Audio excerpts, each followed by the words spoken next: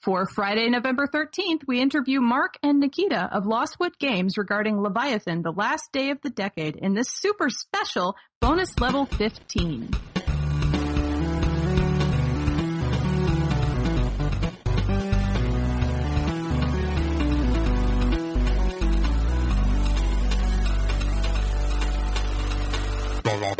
I'm Jala Prendes. And I'm John Fitch. And you're listening to The Level, a podcast for people who love video games. Was my Cole impression on point? I think my voice is a little too high to be Cole. I don't have the deep voice. No one will notice. Just drop down a register. Oh, we can fix it in post. There you go. So I'll just sound like this. Okay.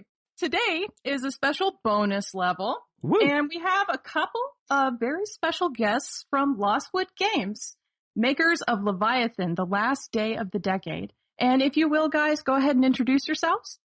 Yes. Hi, I'm Mark Rhainer, the scriptwriter of Lostwood Games. And here is also our programmer, Nikita. Yeah. Hello. My name is Nikita Pigasov. I'm the programmer on the game. So I basically wrote most of code and helped with the game's assembling in Unity editor. Awesome. Very, very cool. And listeners already know who I am from the regular level show. I'm one of the rotating guests, or not guests, but hosts rather. But we've got guest host John. John, do you want to talk a little bit to the people about who you are, what you do? Yeah, sure. So my name's John, and I am Shaka Panda over on YouTube, and I run a YouTube gaming channel where we do Let's Plays and podcasts and all that fun stuff. Awesome. Well, it's really late over in Russia for our guests, so I want to get into the exciting stuff so they can go to sleep. Yes. So let's go ahead and Thanks get for into that. that. Yeah, I'm sure with all the stuff you guys have been doing lately. Yeah, definitely. So let's go ahead and start talking about Lostwood Games itself as a studio. When did the studio form and how did it kind of come together? Were you guys like friends before, or did you just meet each other on like one of the game maker websites, or how did that work out? Well, let me start here because I have been at Lostwood since its inception, basically. At first it started as me and Andrei Knyazyev, our producer. We have played tabletop games, Dungeons and Dragons, to be right on. exact, for a long time. And we've been friends for a while. And one day he approached me and asked me whether I would like to make games with him. So since then, I had nothing better to do. I was still a university student. So I said, well, yeah, sure, let's do it. And we started working. At first, we were very... how would I say it? Well, we were really low skilled, so we tried, to create our own engine in C++ from the scratch. That's rough. That's very bold. Really hard task. I was a developer at that time, and we had one other friend. And well, we made a working prototype, but it took us like forever. Yeah. It was tough, and it all happened in 2011. I think. Yes. What kind of engine was that intended to be for? Like, what type of gaming was that created for? At first, we wanted to create something like an MMO. Okay. MMO platformer, I would say. We had like different kinds of weird mechanics we wanted to introduce to the gaming world. Yeah, and basically our first game was to be a 2D platformer game. And we had a working prototype written in C++. And after we switched to Unity, we even made basically the same game in Unity. Oh, wow. And only after that, we started working on Leviathan, the last day of the decade. Huh. Well, whatever happened to that first project that you were working on? Is that still something that you guys are doing, or is that kind of like put on the shelf for right now? Well, it is in hiatus, and we don't think we are coming back to that project in near future. Okay. Yeah. Okay. But probably we will. Yeah, I'm curious. What one day. It's quite a departure, in the style of game, from a 2D platformer or looking into doing an MMO all the way to something that's like a adventure game visual novel. Like, it's a huge departure. Like, how did you make that jump? Well, may I say? Yes. Sure. Go ahead. Well, I came to the Lostwood 3 years ago. Before that, I was also a scriptwriter. So I work at the St. Petersburg game development company. I was a scriptwriter, and I was making games for children. Okay. So, and then I came to the Lostwood, and Andrei Knyazov said that he has some big plans on the Leviathan setting, but it's not developed. It seems like more than idea. So now I remember he said, "I want you to bring some darkness inside it." So yes, it may sound worked. yeah, absolutely. yeah.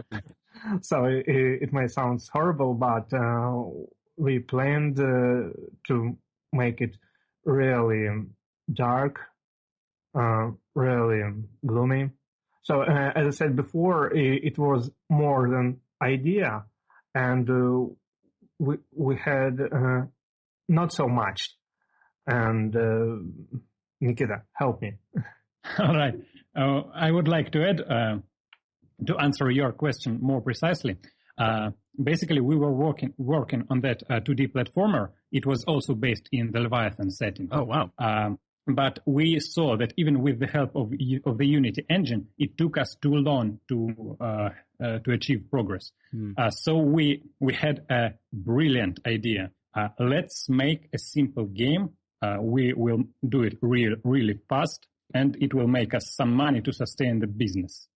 And Interesting. What happened was that basically we switched completely to the development of that small, fast money-making game. And, it became much more than what we intended it to be. I was going to say, because it certainly did not turn out to be something like that. It's massive, it's rich, it's deep, it's really, it's an incredible game. The original plan was, let's just do this real fast, make some money, and then put that money into our other projects. Very interesting. Yes. And also we choose this genre because it would help us to develop the setting, the world of Leviathan much better. Yeah. And that is something, as you guys may be aware, because I've been keeping Sophie, who also works at Lostwood, in the loop. I've been playing a lot of your game. I have played through it many times. Yeah, understatement. And so I played through it, 7 times or so. And every single time I go through, I always find new stuff that I didn't see before. And it just never ceases to amaze me just how much is packed into this game. So definitely, I can see all the attention to detail and all the development that's been going into that. So that's awesome. We tried to be very thorough while developing it. While writing text, we tried to provide the player with as much details about the world as we could, but without being, too in your face about it. Mm-hmm. And definitely, there's a lot of optional story bits that you can pick up on that you don't need for the critical path in the game, but at the same time, they're there for anyone who wants to look for them and get that flavor text. So yeah, Jala and I were just talking the other day about Leviathan and observing how if you look at the game and say, oh, all you need to do is just what you need to do to accomplish finishing the game, just burn through the game, you would miss out on so much because the minute-to-minute beats of just like finish this quest and move on through the story, you're missing out on so much because there's so much more. And it's such a rich, big world that you can really just spend all your time like talking to this person and talking to that person and clicking over here and, oh, who's this? And, oh, there's a little fisherman. Let's go talk to the fisherman. And it just, there's things everywhere to do that is not necessarily necessary to continue progress in a conventional sense in the game. And that makes for a world that feels real and big and rich. And it's really effective and really successful.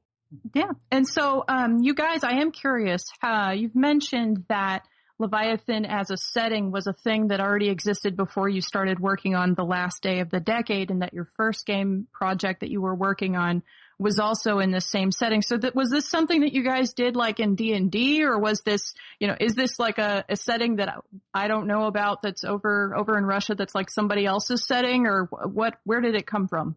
No, it was a completely original setting. Okay, cool. We didn't play in it in our Dungeons and Dragons sessions.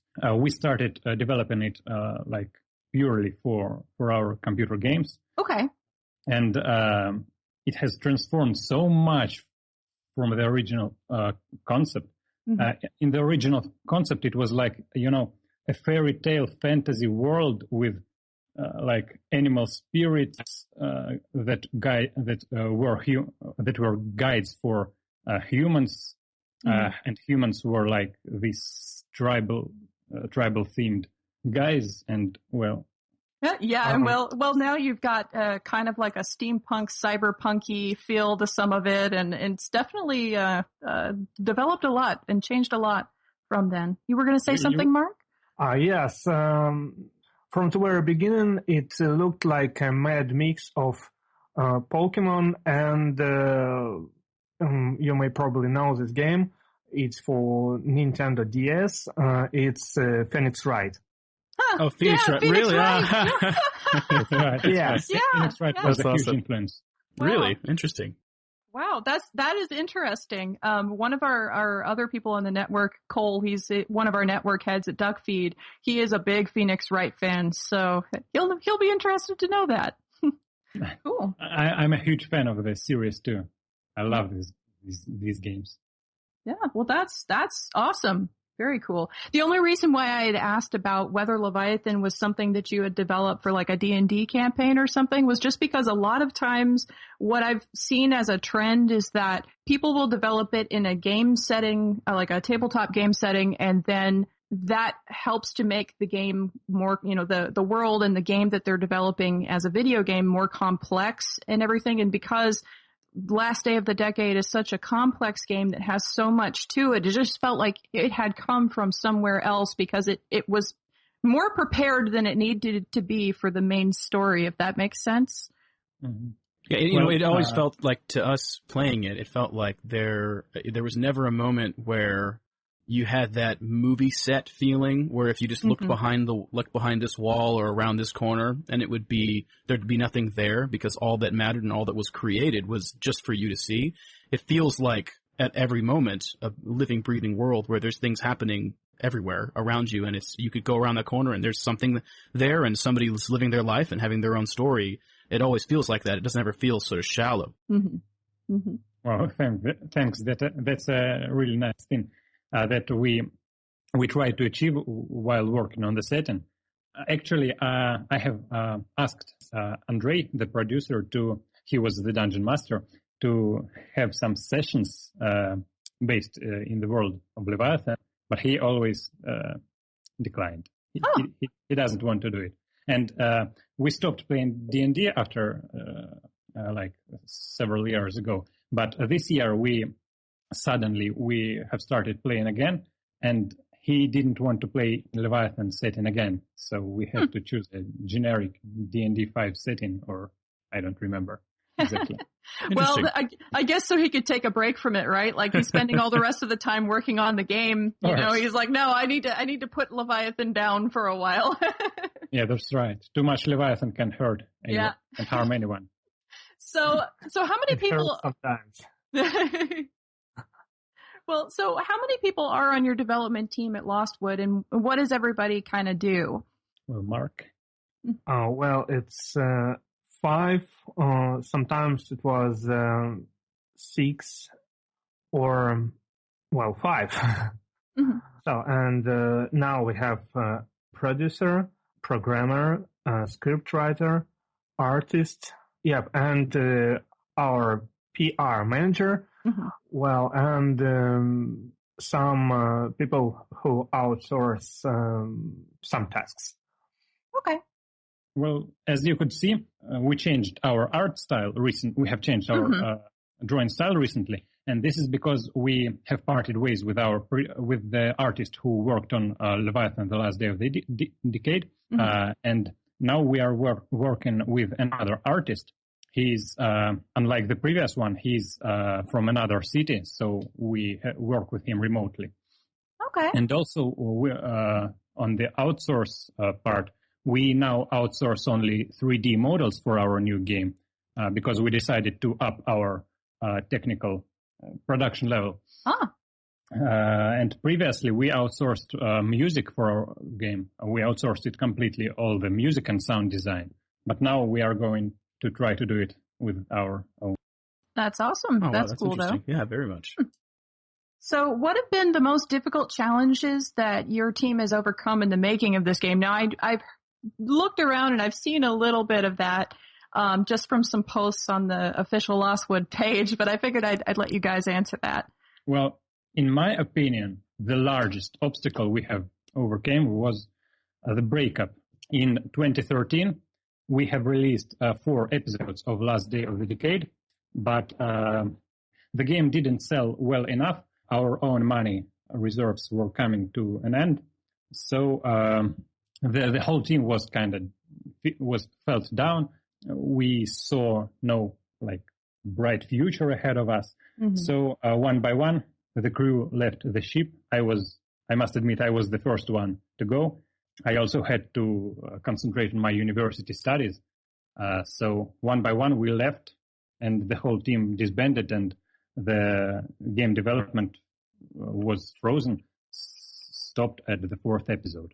And only in 2 years later, in 2015, this spring, actually, we have reunited and started, we were very hyped up, and for some reason, and we decided to finish the game. And we started working real hard on the 5th episode. I was working my day job, and on evenings on evenings and on weekends I was working on Leviathan. And well, after we released the 5th episode, it was like a huge milestone to us. After which I felt that we as a team have grown, have become more mature and strong. Well, it's definitely one of the challenges for any indie developer that's starting out to keep with it when you're putting in all this time and effort and love into this thing, and you want to, show it to the world and have everybody recognize it and, be able to share that with people, share that passion with everybody. And so I have to say that I would have been very sad if you told me that you weren't going to finish the game. Now that being said, actually, we'll talk a little bit more about, episode number 5 here in a minute, but I did want to ask you though, I've seen a lot of fan art for the game and, the Lostwood forum that you have on your page. And I also know that fans helped with some of the translation work, on episode number 4 to get it over into English, which takes a lot of dedication for people to do that. And I wanted to know what you think draws all these people all over the world to your game specifically. Honestly, I don't know what to say. I mean, I don't know what interesting to say about this, but I'll say that all this attention from the people from all over this world, it was something. It was one of the things that made us to reunite and to finish the game. Because it's hard to explain, It's really amazing how. Yes. I actually have no idea, why do the people? You see, let's face the truth. We aren't, we are a relatively small game with a relatively small community. But I'm amazed how much these people contribute to the community. How much of the fan pictures are drawn every day. And you see what's the funny thing? Many huge games, larger than us games, they don't have a following that dedicated and that creative. No, that's very true. Is what amazes me. Yeah. Would you say that in the hiatus between the 2013 and then all the way back to now, as the No Doubt fan community was growing and connecting with each other, that the response is a big part of why you guys got back together, like Mark was saying. Yes. One day in spring, we and Andrei were having a talk about our lives and stuff. I was working a day job. I had a solid pay, so I didn't need to worry about money or stuff. But Andrei, he didn't have a day job, and we suddenly realized that these 2 years he has been living from the sales of Leviathan, the last day of the decade. So we realized what that meant. And that meant that the game was accepted, well received, and people were interested in it and were buying it. And basically, this realization, it was a breaking point for me. I can say that for sure. So basically, the realization that people like our game, it was what motivated us to reunite. Yeah, it wasn't easy, and it didn't look like a success story, but someday, we realized that we did it. We looked back, we saw all the way we passed, and we understood we did it, and it was something that made us to continue and to finish the game and to make another one game. So producing Leviathan was an achievement in itself. Oh, definitely it was. And that actually leads me to talk about, when I first connected with the general Leviathan webpage, Sophie had been so kind as to answer some questions for me, because this was just when I was mentioning it on the level during a regular episode, and I just wanted to ask, hey, when are the other episodes going to be available? Because I'm sure that's going to be a question that listeners will want to know about and things like that. And she ended up giving me a few copies of the game for me to share with some of the listeners, which, I've abundantly thanked her for. A lot of them have played through at least a portion of it and have really, really liked it. And they've all asked me about episode number 5, because the English version is only available through episode number 4 at this point. And right now, as of yesterday, as of when we were recording on the 11th, you guys set up an Indiegogo campaign to fund the professional translation job, which again has to be outsourced for episode number 5, so we can get that into English, and also to do some editing to that fan translation of episode number 4. So that's supposed to be going on for, I believe, 2 weeks, right? Yes, exactly, 2 weeks. For 2 weeks. So as of the time that this episode will drop, which should be on Friday the 13th. Oh, creepy. Yeah, kind of creepy. Well, that works because, you start the game with a severed head in your bag. It's fine. Fair enough. So as of that date, you should still have some time to go out there, and we'll put a link in the show notes for the Indiegogo campaign. If you guys who are listening are interested in seeing that brought over in English, that would greatly help out the team for sure. Yeah, that's right. And even though the 4th episode was basically community translated, we still have received some complaints about the quality of the translation. So that's why we would like to expend an additional effort to proofread the 4th episode. And that's just like a quality control, like going back and doing that kind of a thing. So definitely you guys should help out with that if you can. I'll be doing my donation here tomorrow as well. So thanks a lot. Of course, I'm pro Leviathan.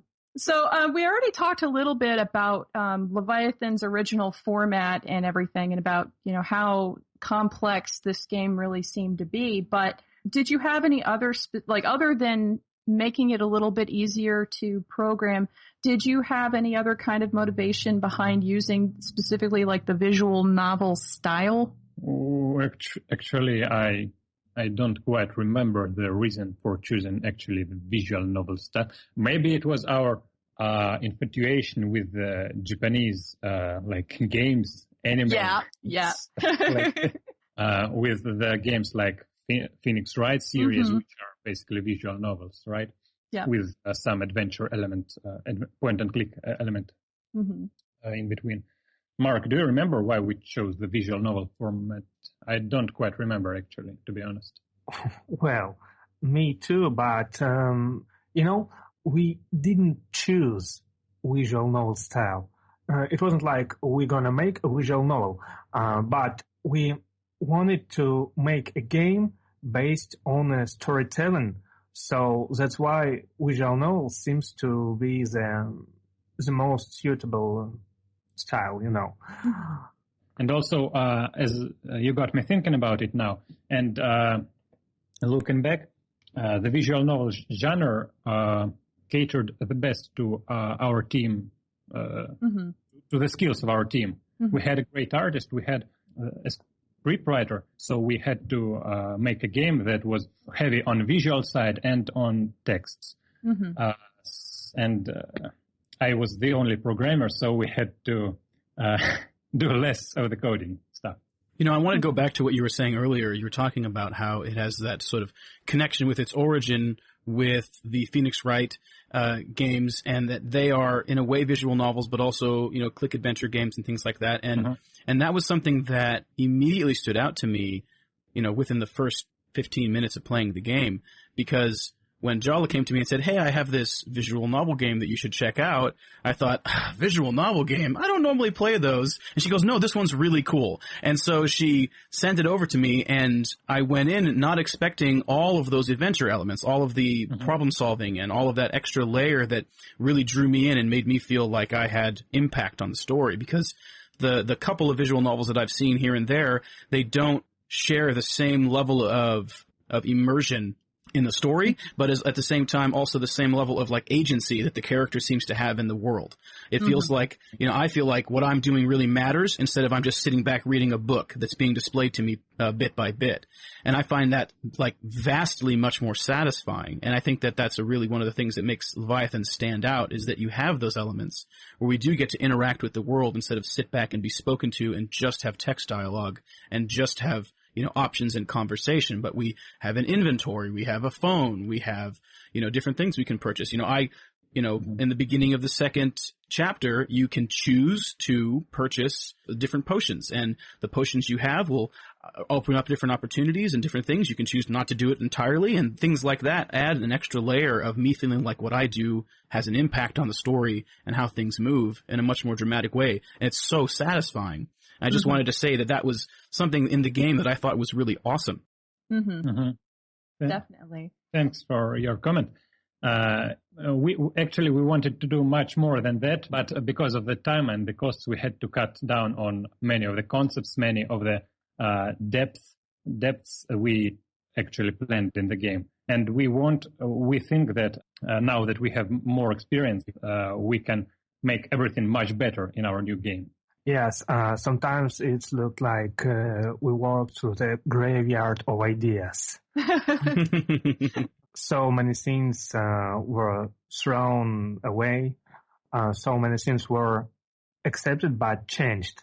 And we made some episodes again and again. So we made an episode, we played it, and we see that we didn't like it. So, and we begin to change it. Yes.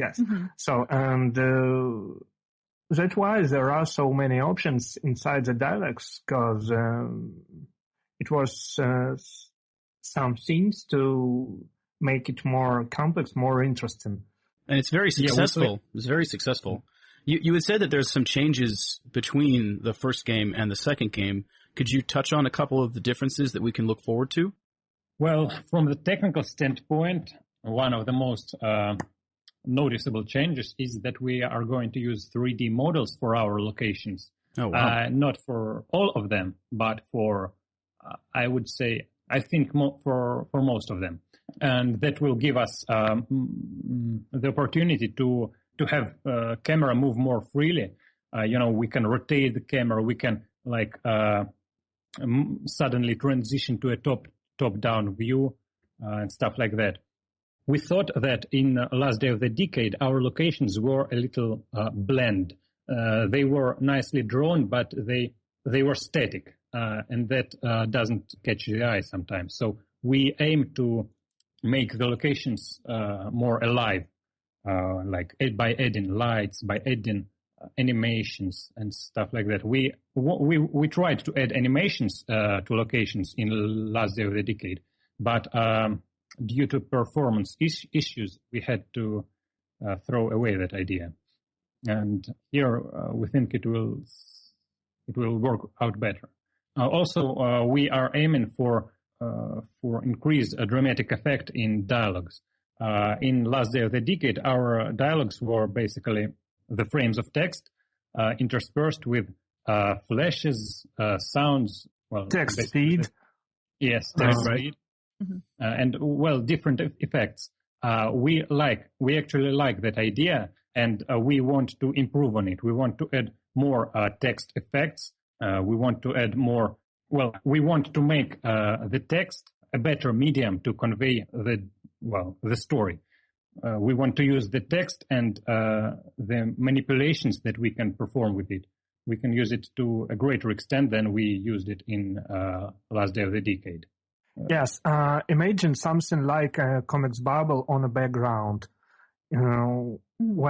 Probably the waterfall somewhere far away, and you can hear, or to be honest, to read the sound typed on a bubble. Mm-hmm. Yeah, that's right. So we want for some things like the dripping water or people talking in background, there'll be text appearing above them, text appearing where the droplets of water drop, and it will be like not in your face. It will be very subtle. Almost like comic book sound effects, almost? Mm-hmm. Yes. Oh, wow, yes. That's cool. That is a really neat idea. And we want to combine the textual effects with sound effects and with visual effects and go to the next level. Awesome. Well, the reason why John gets extra excited about that is that you're talking to two people who also make comics. True. I'm an independent artist. I'm a painter, but I also do a comic, and John also does comics. That's actually how Jala and I originally met. I reviewed her comic on my old podcast, and then we became friends. So, that's a cool story. So yeah, you've already got us super excited about that if we weren't already because of last day of the decade. So there you go. That's great though. I love the idea of using text in, in a graphic, because a visual novel, I mean, part of its medium is text. I mean, a huge piece of its medium is text. And so instead of just saying, let's just use a sound effect for water dripping, like why not actually use text in it? That's just so brilliant. I love it. That's really cool. Yes, we have to use every tool available to us to its fullest. Well, that's our intention. Well, speaking about that, in the last day of the decade, one of the things I did want to ask about was the phone that you have in the game. It's in your inventory and you can call people whenever. And the first couple of times I played the game, I didn't I tried a couple of times and then nobody answered and then I just gave up on it. But then on subsequent playthroughs, I started calling people all the time and finding just story bombs dropped on me all the time from people that would, when they answer, they have so much to say and there's a lot more information you can get, through that phone as a tool. Now, was that something that was kind of decided for at the beginning when you were setting up those adventure elements, or did that kind of develop as the game was being made, when you were revising the episodes?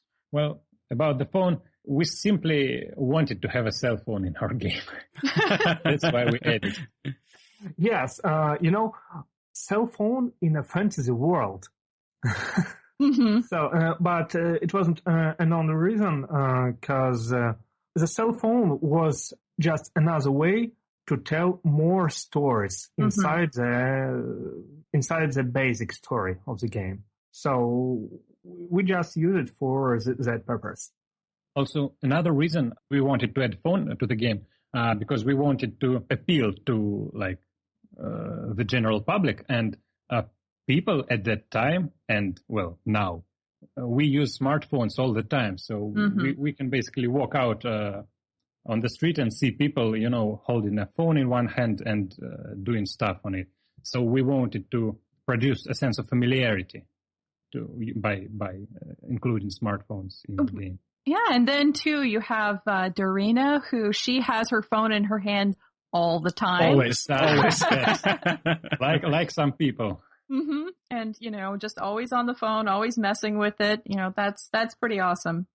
Mm-hmm. But another thing that was interesting, that I noticed right off from the start of the game when I first started playing it was the diversity element, because your best friend Kale is homosexual and he loves you, but you from the very beginning of the game, you encounter bullies and they start picking on you for being friends with him, and you have this whole element where it's not just about, that character's in the game, but the problems that, face not just those people, but the people who love them and care about them. And I wanted to know, what you could say about that decision to add that diversity, because the concept art for your new game, Leviathan the Cargo, also has a pregnant woman and a dark-skinned man, so you've still got that diversity element going.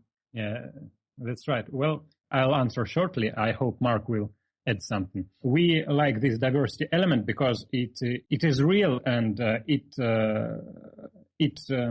exists in our real world out there. And we don't want, to draw attention to the problems of gay people or to the problems of dark-skinned people or whatever.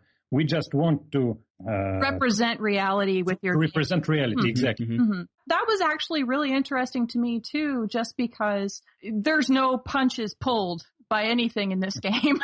You start with a severed head in your bag, and then those bullies are really, really rude and mean and horrible, and just some of the stuff that goes on. I'm just like, wow, they did that.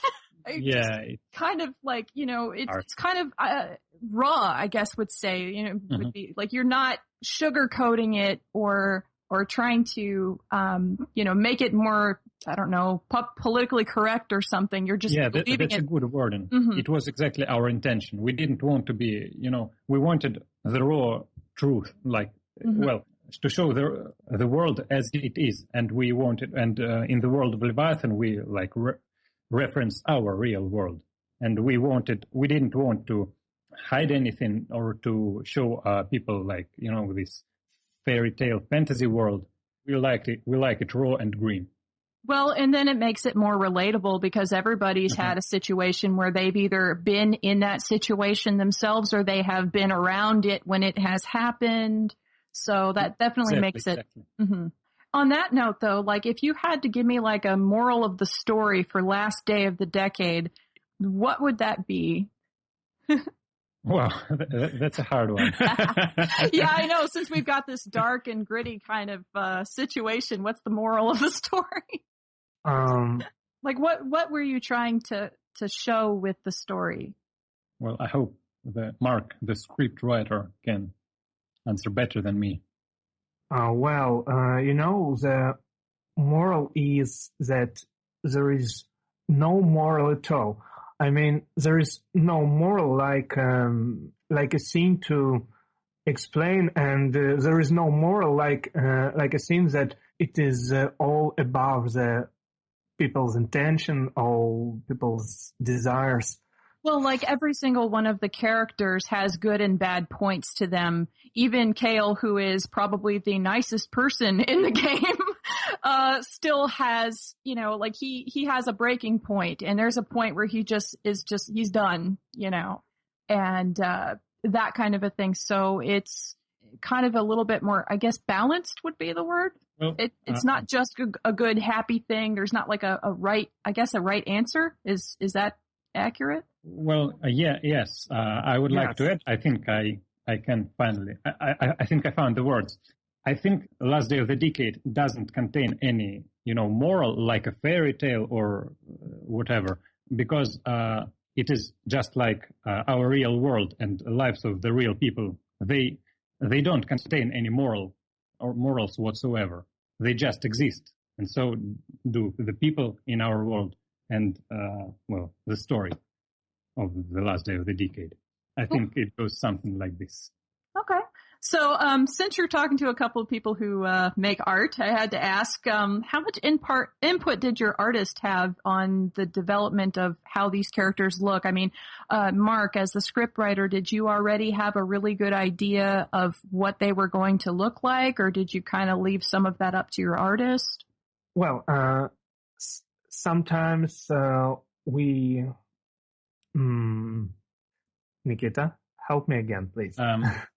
Usually, concerning locations or characters, we describe to the artist, the features, the characteristic traits. Like we wanted Julia to be, with large. Yeah, well endowed, definitely. Yeah. Well endowed, right? Yeah.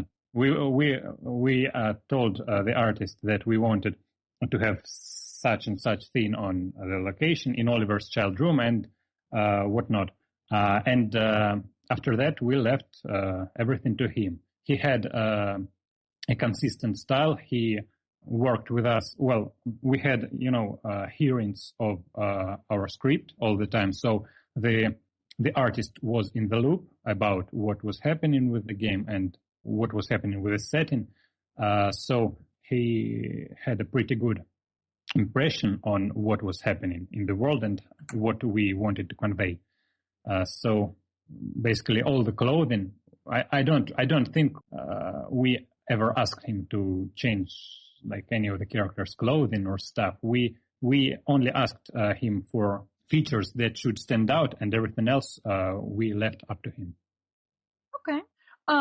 Insofar as just the world overall, we've talked about it a little bit, that it's kind of steampunky, sort of almost cyberpunky at certain points, because there's points in the game where there's suggestion that there's aliens, technology and things like that. Is there, and this isn't something that comes up in the game, but it's just something that I want to ask just overall for curiosity's sake, is there an explanation in like the history of the world itself for the existence of some of this technology alongside some of these, like magic or demonic elements?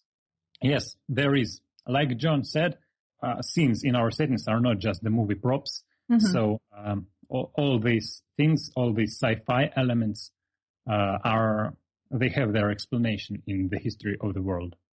We have spent a lot of time, especially after releasing Last Day of the Decade, we spent a lot of time working on that part of the setting, and we hope that Leviathan, the Cargo, our new game, will reveal more answers about the technology, the Plague King, and all the related stuff. All right. That was my next question. I was going to ask you, well, actually kind of both of my next questions. Yeah. First, I was going to ask you about whether you were going to share some of that information in the next game. And then also I was going to ask you for a little bit more information of whatever you're willing to say about the Cargo, just overall as what your plans are with that game and what you want to show with that game.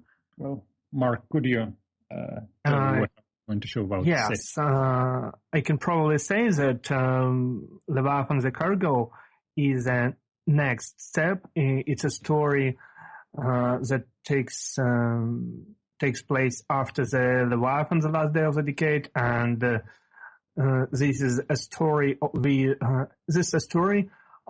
can see some characters from Leviathan, the Last Day of the Decade, like Julia, like Kel, like Oliver. And it's a story that's strongly connected with Leviathan, the Last Day of the Decade, but it's a family drama too. It's a family drama told through another point of view, and it's focused much more on love, on family relations, on friendship, but it is also cruel. It's also hard. It's Leviathan. It has to have that edge in there. Dark feeling, yeah. Yes. I would also like to add that the story in the Last Day of the Decade, we have, a storyline that like goes from the beginning to the end, and we also have some things that are happening in the world during the progression of the story, and these things are mentioned. We do not try too hard to draw players' attention to them, and they happen somewhere in background, but some of their effects affect how the player, how the characters interact with the player and stuff like that. Mm-hmm. And in the cargo, we want to show more of those effects, of background effects, like political intrigues, what was happening with the ruling families, mm-hmm. what is happening with all this technology that is hidden in the tower. What is happening in the whole world of Leviathan. We have thought of everything. We have thought a lot about all the events in the world, and each event somehow affects, the world that the player sees. So we hope that what we want to achieve in the cargo is by showing the effects of like huge worldwide events, we can tell player something more about the world, and like some of the things that he saw in Last Day of the Decade, and they made little sense to the player, they would make more sense after playing Leviathan the Cargo. And it is our intention, like, for the nearest future. We want to, with each game, we want to tell more and more about the setting, but we do not want to be in your face about it. Mm-hmm. We want it to be subtle. Well, definitely, when I've played through The Last Day of the Decade, all the different times that I have, first off, I have a tendency of rereading and rereading far more of the text in that game than in most other visual novels that I have played. And that's just because there is so much content and so many things going on, like you mentioned, that I just need to reread it to refresh my memory and keep all the parts straight in my head about all the different things that are going on. Now, not all of that is important to the direct storyline, as we've already talked about, but the world itself is something that I personally am the most excited about, and if I am to draw some kind of fan art for you guys at some point, it'll probably be of a world thing more than of a specific character or something like that. So, cool. Yeah, so definitely that is something that I can appreciate as both somebody who creates and also as someone who consumes.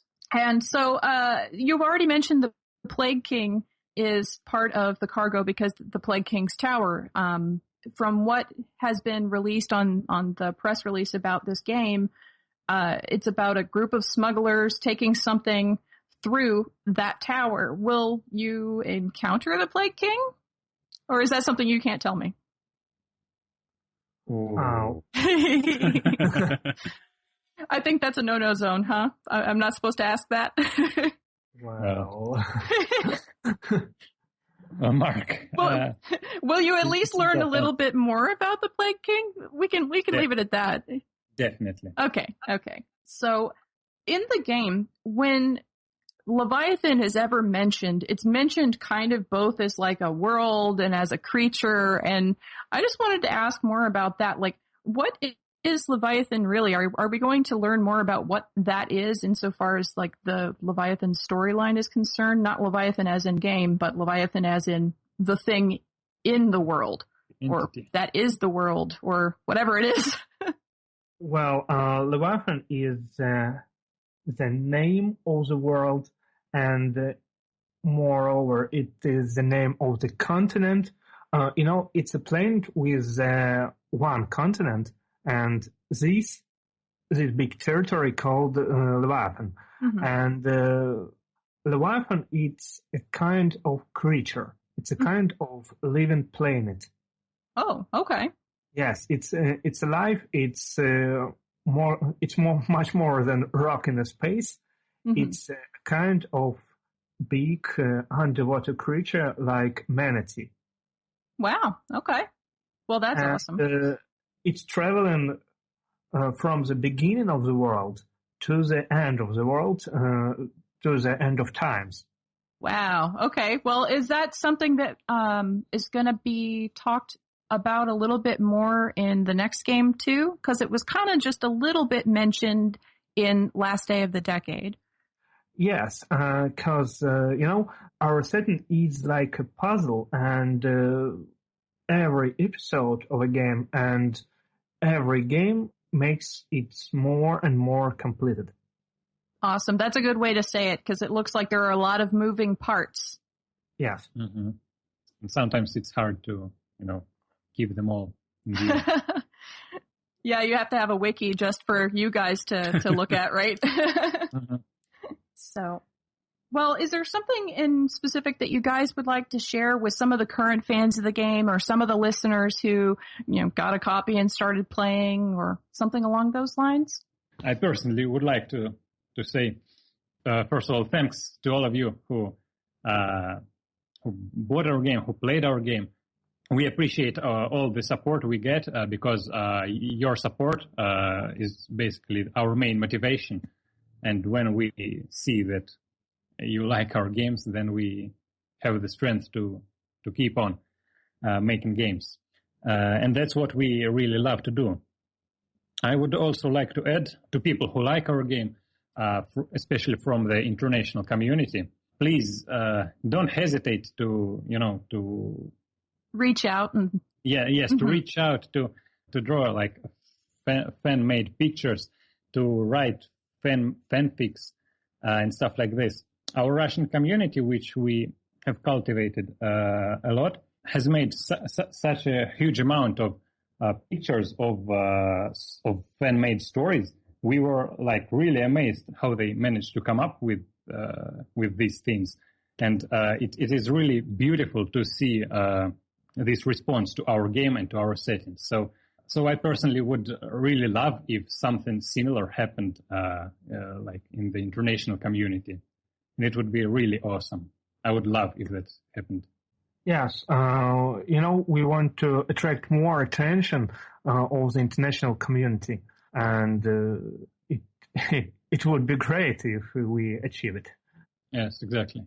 Well, that's kind of part of the reason why not only have I talked about it on several different episodes of The Level, but I've also told so many people, hey, you've got to try this game. John is one of those people who Absolutely. I was like, no, you really need to try this game. Try this game. It is available on Steam. You can get it on Android. You can get it on iOS. Get a copy of this game. If you don't, I'm going to get it for you. You have to play it. That's really awesome. Huge thanks to you, Jala. Oh, yeah. Thank you, Jala. Thank you, John. It was nice to have a conversation with you, and we had a nice time. Well, thank you so much. I will say again, though, these guys have an Indiegogo campaign out there. Yeah, go check it out. Yeah, they kick them a few bucks if you already like the game. If you're interested in what you've been hearing, kick them a few bucks to help them out with that translation, and we'll see you guys in the future when you get the cargo starting to be released. May I add one? Oh, sure. I have a pro tip to people who might be interested in buying our game. The Steam version costs $15, and the minimal Indiegogo donation is $10, and you receive a copy of the game. Oh, there you go. That's a good right. idea. Yeah. Mm-hmm. So there you go. If you guys are listening to this and you have not played the game yet, there's your pro tip straight from the source. Go kick them some bucks on the Indiegogo campaign and get yourself a copy for $10. So, all right. Well, thank you guys so much. I know it's really late for you and you guys have to get some sleep sometime, but thank you so much for joining us. And thank you for having us. It was really nice. Yeah. Thank you and bye. Thank you. Bye-bye. Bye. Goodbye. That was bonus level 15. I wanted to thank you again for stepping in, John. Cole's been having a pretty tight schedule lately with PRGE and COSI and Fallout 4. You Fallout too, 4, right? Yeah, a little bit of that. Yeah, it was absolutely my pleasure. It was different to try and do interviews. I haven't done a lot of interviews. I'm normally just rambling about stuff. So that was a bunch of fun. It was cool to talk to somebody who actually made the game that I played this morning. I didn't play just this, but yeah, it was wild to man, these people made the thing that I was just doing. That's crazy. It was really very satisfying. It was really cool. Definitely. And it's because of your podcasting skills that we were able to record this without Cole. Oh my gosh. So but in either case, yeah, you've been on the Fallout 4 kick lately too, haven't you? Oh, so much. Yes. My roommate and I, my roommate Chaz, is a dear friend and a Fallout super fan. And when it came out that they were going to be offering the Pip-Boy edition, we both immediately actually bought those. Yeah. And so there are 2 Pip-Boys in our house, and all we've been doing is just playing Fallout. So I'm sure. But you guys also released a podcast of your own recently, yeah? Yes. So yeah, we just started 2 podcasts on my channel, and we'll also be setting up websites for them shortly. One of them is just my friend Ron and I talking about games and pop culture and everything, and it's a little bit more long form. But then, yes, actually specifically talking about Fallout, my friend Chaz and I were going to be doing what we're going to call semi-inspired by the great title of the Duckfeed's Dark Souls podcast. We're going to be calling it Craterside Chats, which I thought was such low-hanging fruit that there's no way somebody hadn't taken that name, but it hasn't been. Like, I did a bunch of research and looking around, and no one's using it, and so I was like, mine.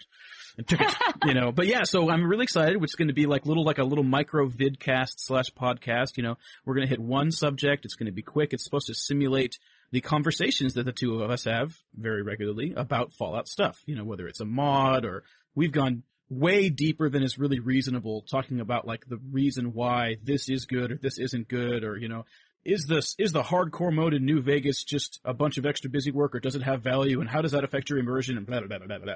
And we go crazy, but it's fun because we dive deep into a game that a lot of people, ourselves included, really hold dear, and it seems like there's basically just an endless stream of things to talk about when it comes to Fallout. So we're looking forward to starting that.